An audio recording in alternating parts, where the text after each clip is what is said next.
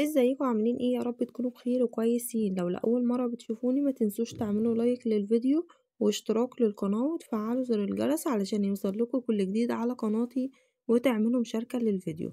النهاردة هنعمل مع بعض طريقة عمل الكفتة المشوية في البيت بطريقة أكبر المطاعم، وازاي تكون معانا جوسي وطرية زي ما انتوا شايفين كده. شايفين ما شاء الله شكل اللحمة من جوه ما شاء الله مش مكتومة معايا ومفرغة وزي الجاهزة وأحلى كمان. هنعرف كل أسرار المطاعم في الفيديو ده، وإزاي تكون معانا زي الجاهزة بالظبط.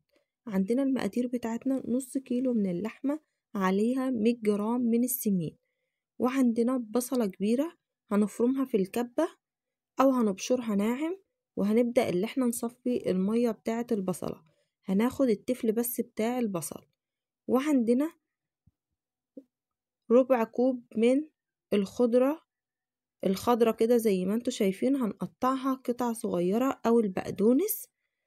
وعندنا التوابل بتاعتنا: معلقة صغيرة من كل حاجة، فلفل، بهارات لحمة، بهارات كفتة، بابريكا، توم باودر، وعندنا معلقة كبيرة من الملح، وربع معلقة دي مية البصل هنحطها على جنب. وهنسيب الكفتة في التلاجة 3 أو 6 ساعات في قلب التلاجة، وممكن تسيبيها ليلة كاملة، ممكن تعمليها من بالليل وتعمليها تاني يوم الصبح. عندك بقى أي عصاية من بتاعة الآيس كريم أو معلقة أو شوكة أو خلة شيش طاووق أو قلم، أي حاجة من دي هتبدأي تغسليها كويس.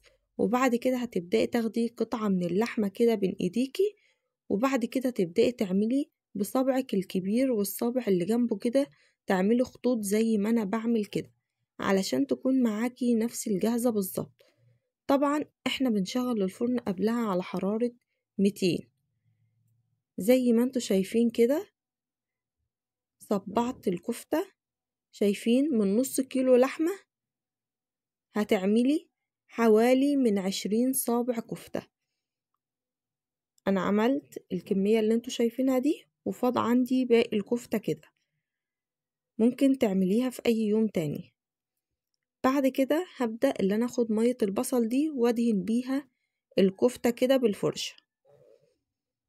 بعد كده هبدأ ادخلها في الفرن في الرف اللي تحت خالص على حرارة 200، والفرن شغال قبلها بربع ساعة. اول لما هتاخد لون من تحت هبدأ ارفعها تحت الشواية تاخد اللون اللي انتوا شايفينه ده، بتطلع بالجمال والحلاوة اللي انتوا شايفينها دي. طبعا العيش اللي انا عاملاه ده ممكن تقصقصوه او تقطعوه وتقلوه في قلب زيت كده